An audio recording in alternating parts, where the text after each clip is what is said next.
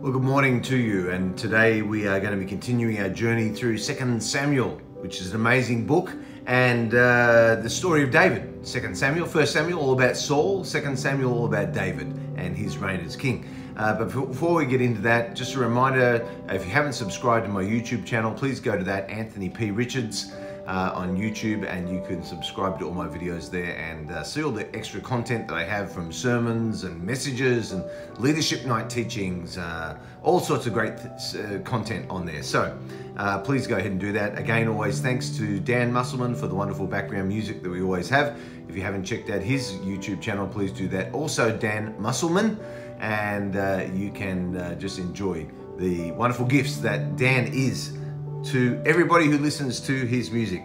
So today we're going through 2 Samuel, and we're going to be looking at just one chapter, chapter 15.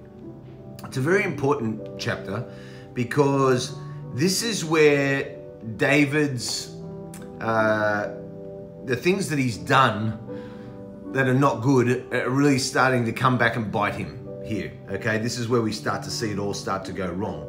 Absalom has now come back in. Absalom, just to paint the picture for you, Absalom's like, you know, he's like that guy. He's the best looking guy in all of Israel. He has so much hair, like that he has to cut it like every year because his hair grows more quickly than any man. And he always had long flowing, they even weighed his hair. That's how like impressive this guy was. He didn't have a blemish on his skin. And he knew that he was better looking than everybody. I mean, the guy was just, had so much pride issues. So he's come back into Jerusalem, and David's happy to see him there. But, you know, you have to remember, you know, the story back in earlier in 2 Samuel, you know, of what's happened with Absalom's brother, who basically raped his own sister, and David really didn't do a lot about it. Absalom was kind of complicit in the whole thing.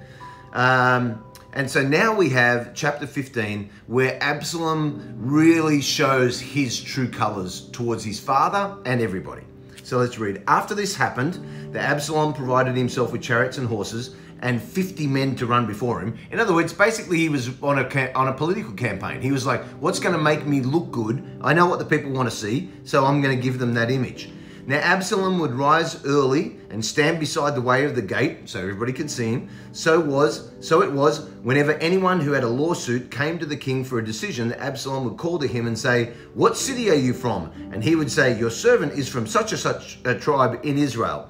Now, if someone believed that a local court had not given them justice, they could always go to the king and the king's representatives and appeal there, and the king's representative would hear their case. Then Absalom would say to him, "Look, your case is good and right, but there is no deputy of the king to hear you." So Absalom stirred up dissatisfaction within David's government, and he basically campaigned against David by saying that if I was in that seat, I would totally provide you with the justice that you deserve. Moreover, Absalom would say, "Oh, that I were made the judge in the land, and everyone who has any suit or cause would come to me, then I would give him justice." Now, fair point, okay? Absalom did have some reasons to be a little disillusioned with David's administration of justice. After all, like, you know, when Amnon raped Tamar, like, you know, so Absalom's brother raped his sister. David didn't do anything about it, and it was David's responsibility to do something about it. Absalom kind of wanted to do something about it. And when Absalom did do something about it, eventually, then, you know, David banished Absalom and kept him at a distance even when he came back. So I understand why Absalom might have been a little ticked off at David, but that's not to say that he didn't have his own motives far outweighing any of those that had to do with his hatred of David. Verse 5, and so it was whenever anyone came near to bow down to him that he would put out his hand and take him and kiss him. And now this is important because Absalom was very skilled at projecting, "I'm a man of the people. I'm a man of the people." And so in other words, I wouldn't let people bow down, even though people probably should bow down. No. I would just ask you to kiss my hand. I mean, you got to think about what he's saying. he didn't consider himself a man of the people at all.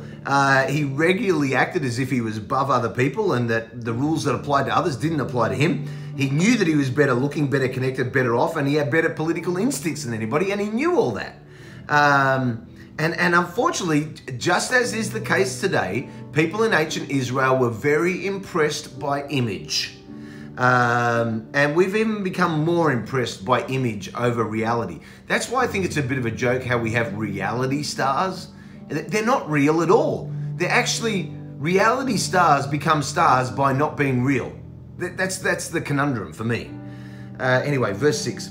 In this manner, Absalom acted toward all Israel who came to the king for judgment. So Absalom stole the hearts of the men of Israel. This is very important. He stole the hearts, okay? His very clever and deceptive approach allowed him to divide his father's own kingdom without saying anything that could specifically condemn him. And so if anybody came to Absalom and could have objected, he would have said, tell me one thing that I've done wrong. Just you try and prove it. In fact, he could have said, hey, I'm just helping my father deal with the problems that he is unable to deal with. Like there's a lot of discontent towards him and I'm just helping him out. Have you ever met people like that? Yeah, they come across as, oh, what do you mean? I'm just trying to be noble here, David was Israel's greatest king, but Israel had become dissatisfied with him. Now that was pretty much his own fault, to be honest, because he was getting old. He had sinned publicly so many times that his standing in public was starting to diminish. Absalom was the new good-looking cool guy, and people like change with good-looking new cool people. Absalom was skilled with his words and he was very cunning.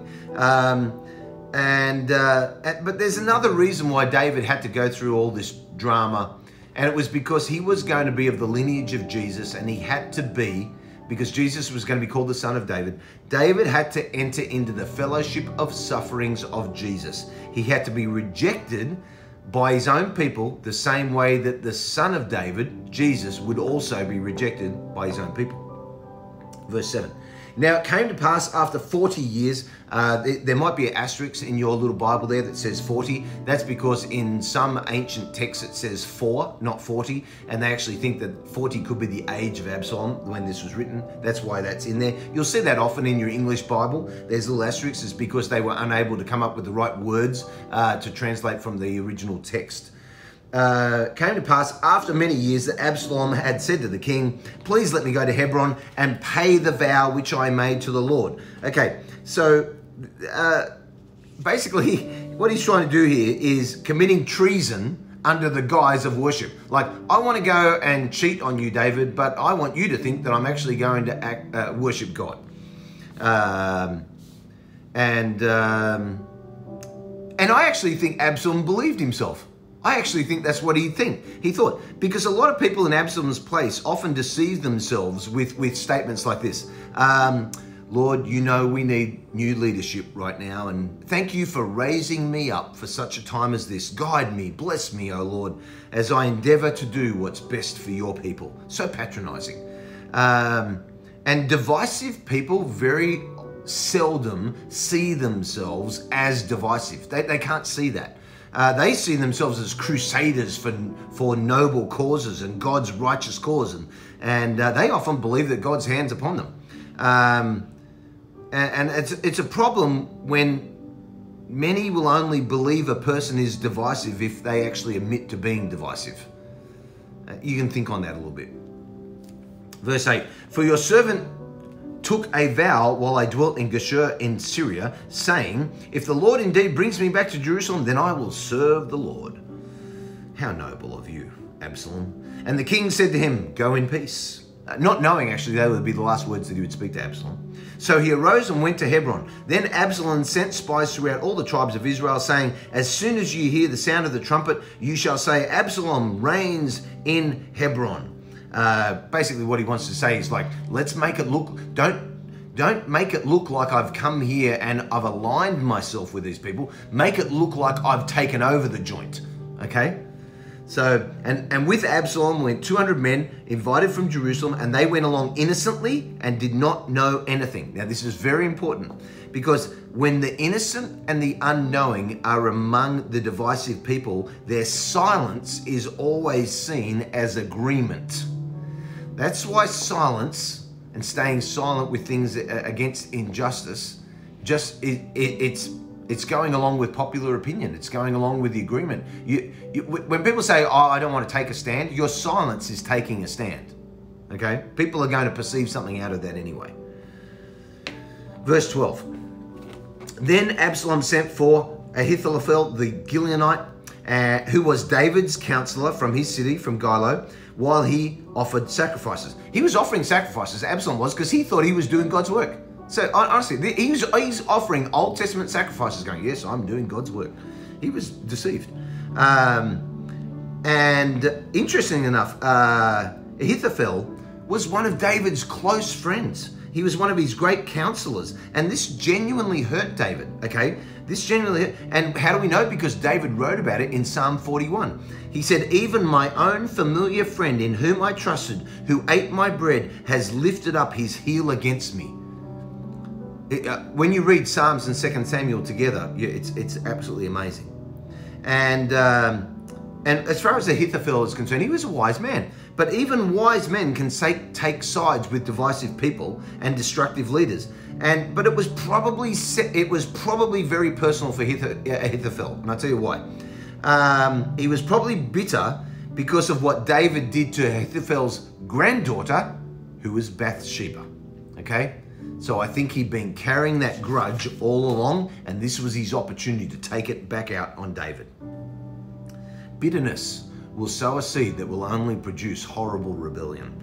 Now a messenger came to David saying, the hearts of the men of Israel are with Absalom. So David said to all his servants who were with him at Jerusalem, arise, let us flee, or we shall not escape from Absalom. Make haste to depart, lest he overtake us suddenly and bring disaster upon us and strike the city with the edge of a sword. David loved Jerusalem so much, and he knew it could never be a city of war. And he knew that Absalom was a ruthless man who didn't care about Jerusalem the same way he did. And so that's why he was like, we got to get out of here. We've got to get out. It wasn't that he was scared of fighting. It was where the fight was going to take place.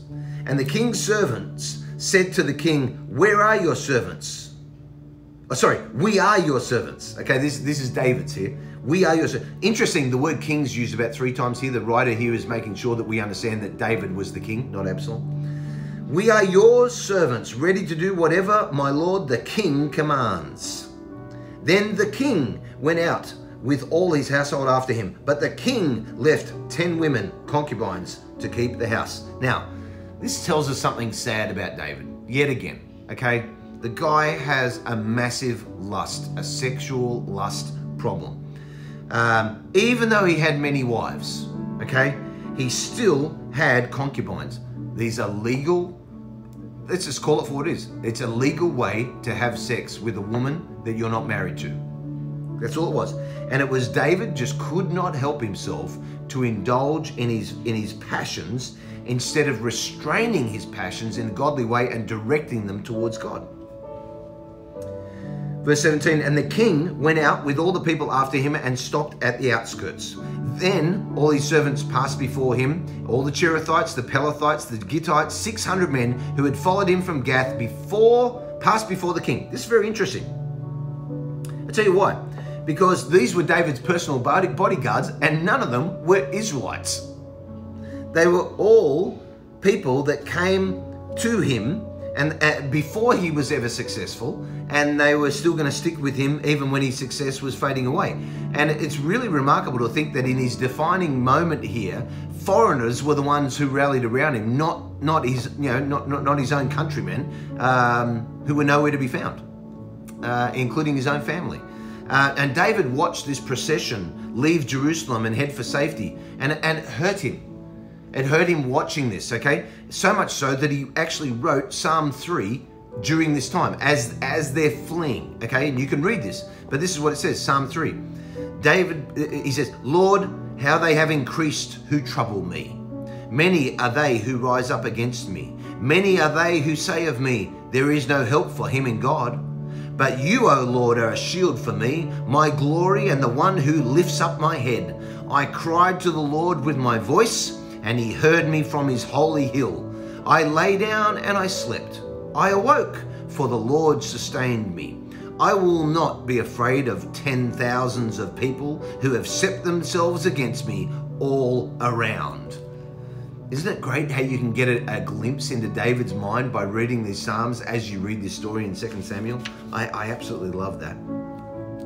Then the king said to this man whose name was Ittai, and I think, I'm going to tell you the story of Ittai. There should be more people calling their kids Ittai. Let me just tell you, I know it'd be odd, you'd be like, hey, come here. But this guy was a good man. The king said to Ittai the Gittite, he said, why are you also going with us? Return and remain with your king, for you're a foreigner and an exile from your own place. In fact, you came only yesterday. Should I make you wander up and down with us today, since I go to I know not where? Return, take your brethren back. Mercy and truth be with you. In other words, you just came here yesterday to serve me. I'm leaving. I'm not worthy of you following me, so you may as well go back to your old land. And I'm totally cool with it. But Ittai answered, and he said to the king, he said, as the Lord lives, and as my Lord, so that's capital L, as the Lord of Israel, and as my Lord, you, David, live, surely in whatever place my Lord, you, David, the king shall be, whether in death or life, even there also shall your servant be. Ittai was loyal to David when it looked certain that it would actually cost Ittai something. Let me tell you, true loyalty is never demonstrated until it's likely to cost somebody something for their loyalty. Ittai was loyal when David was down. He did it decisively. He did it voluntarily. He'd only just come to David. He did it publicly, and he did it knowing that his fate was now tied to David's fate. And Charles Spurgeon actually wrote a sermon on Ittai, a whole sermon on it. And I'm gonna give you a quote from it. It's awesome. If Ittai, charmed with David's person and character, though a foreigner and a stranger, felt that he could enlist beneath his banner for life, yea, and declared that he would do so there and then how much more may you and I, if we know what Christ has done for us, and who he is and what he deserves at our hands, at this good hour plight our troth to him, and vow, as the Lord liveth, surely in whatsoever place my Lord and Saviour shall be, whether in death or life, even there also shall his servant be. A marvelous testimony of Ittai's loyalty to David, paralleled to our loyalty to the Son of David. Love that. See, we must determine that wherever Jesus is, we will be also. Don't you love this? That nugget, that we dug a long way for that nugget, but we got there and we washed it off, we polished it, and we looked at it like a shiny gold, diamond encrusted piece of wonderful jewelry. That's what's in the Bible. Jewels. Jewels, I tell you. Gold and jewels. There you go. Can you tell? I just love the word. Love it. Okay, verse 22. David said to Ittai, go and cross over. And Ittai the Gittite and all his men and all the little ones who were with him, they crossed over too. And all the country wept with a loud voice, and all the people crossed over, and the king himself also crossed over the brook Kidron, and all the people crossed over toward the way of the wilderness. Now, when you come to Israel with me, you're going to see all that, because when you come out of the old city of Jerusalem, the brook of the Kidron's only about 100 yards outside the old city. And then you walk up the hill to the Mount of Olives, and then on the other side of the Mount of Olives is the wilderness. Okay? It's amazing. Now, where was the wilderness? Now, if you kept going in the wilderness from up over the Mount of Olives and then kept going, you would eventually end up to a place in the wilderness called Ein Gedi. It's a place we go to in Israel. And that's where David many years ago had hid from Saul in caves. And when we go to Israel, we go to Ein Gedi and you look up at the caves in the side of the mountains. Unbelievable, unbelievable. And here's David. He's already, that was years ago, and here he is again, marching back into the wilderness. David had already lived as a fugitive once before, and those years prepared David to be king. He was prepared for tough times, and so here he is about to go and do it again. Verse 24, there was Zadok also, He was the priest. And all the Levites with him. Why? Levites, they were the priestly tribe.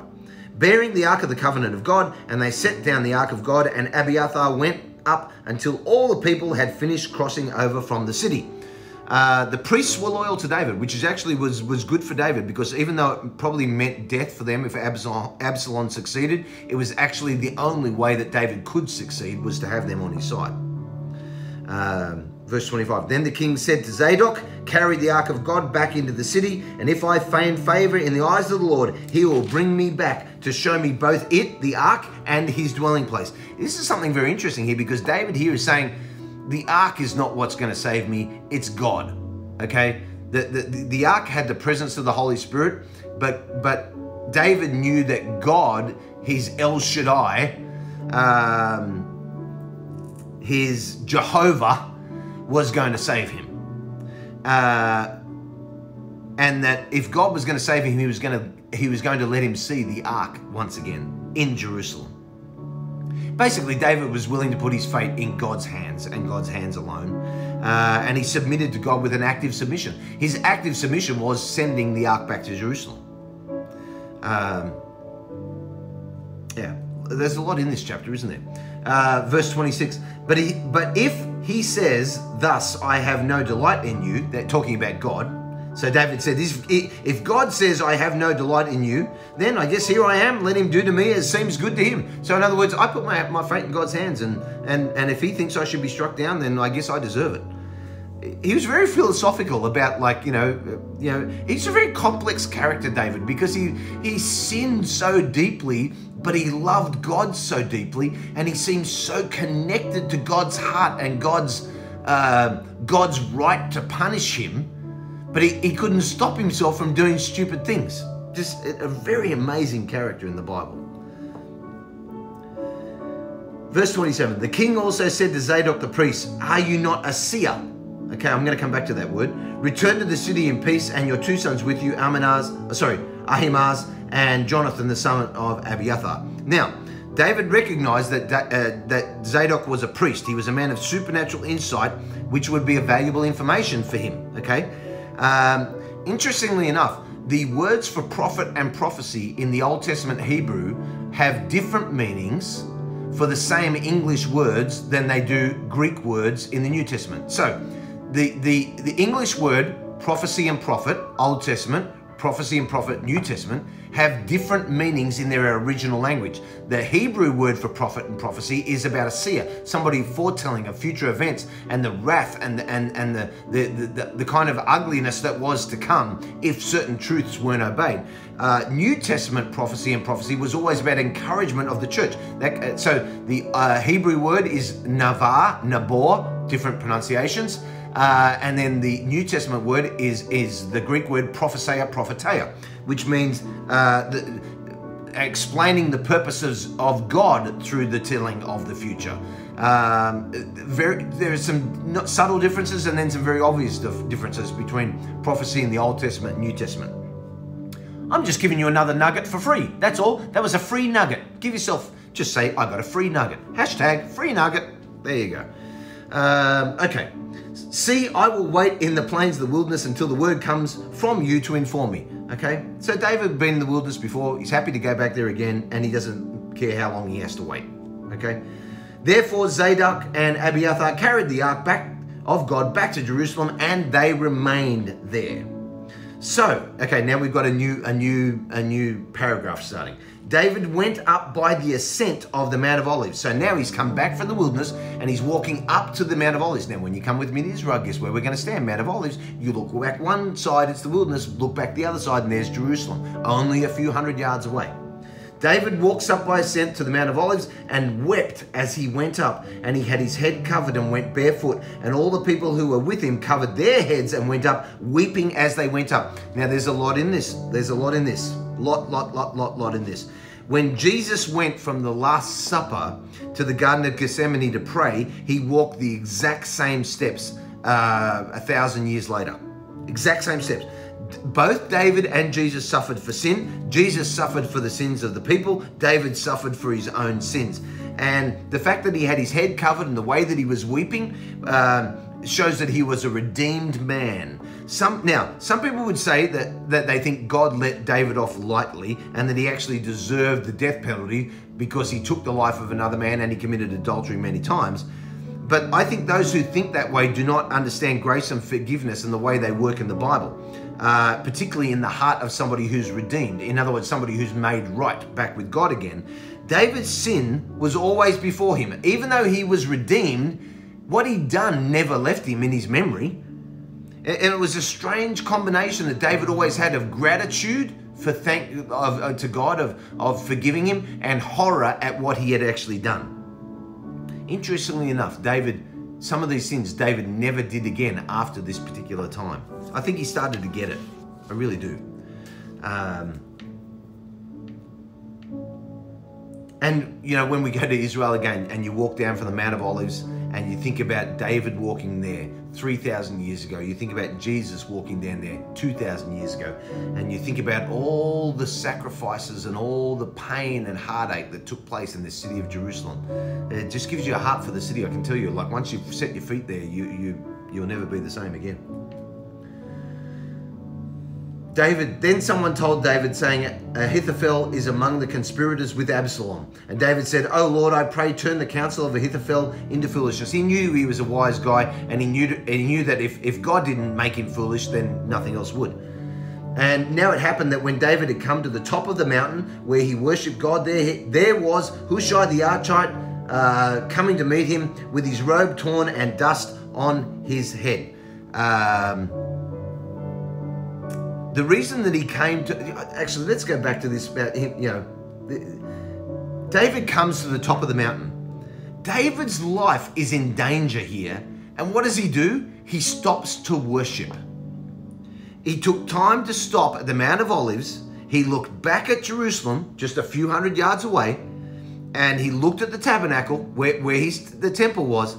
And he worshiped God. David knew that worship is always important, even when life is tough and you are in the middle of very bad circumstances. You just have to take the time to worship God. And David said to him, "If you go on with me, then you'll become a burden to me. But if you return to the city and say to Absalom, 'I will be your servant, O king, as I was to your fathers previously, so I will now also be your servant, then you may defeat the counsel of Ahithophel for me.'" Basically what he's saying to him here, to Hushai, is, I want you to be a spy. It's no good you staying here with me. You're going to be a burden. Why don't you be a positive influence for me and go and be a spy and mess up the plans for Absalom. So that's what he did. And you do not have Zadok. Do you not have Zadok and Abiathar the priests with you there? In other words, hey, listen, you're better off there. You got the ark there. You've got the priests there. You got everything that you need. You're better off there. Therefore, it will be that whatever you hear from the king's house, you shall tell to Zadok and Abiathar the priests. So in other words, go and be a good spy. Yeah. Indeed, they have there with them 2 sons, Ahimaaz, Zadok's son, and Jonathan, Abiathar's son, and by them you shall send me everything you hear. So David gave him a whole plan. You go to the house, get the information, give it to Zadok. Zadok will know what to do with it. I'll eventually get the information. So Hushai, David's friend, went to the city, and Absalom came into Jerusalem. There have been many entrances into Jerusalem of people trying to establish it and people trying to destroy it. Absalom came into Jerusalem cunning, wicked, and as a rebel. David came to Jerusalem and saw it as a holy city. He was brave. He was noble. He saw it as himself as a conqueror and a redeemer of that city. Jesus came into Jerusalem on a donkey as a servant king. This is why Jerusalem's the center of everything. That's why I want to show you my favorite gate. I want to show you my favorite gate in Jerusalem. Because there's so much in this. When you read the Bible, you understand the importance of why God established this city. And you understand the importance of why David went through what he went through. You understand the importance of what Solomon did, what Jesus went through, and what's happened in the last 2,000 years. And as I look back at what I observe this. God is a redeemer and he makes me good again, but only when I realize my sin, which Absalom never did. Lord, help me to never do that. In Jesus' name, amen.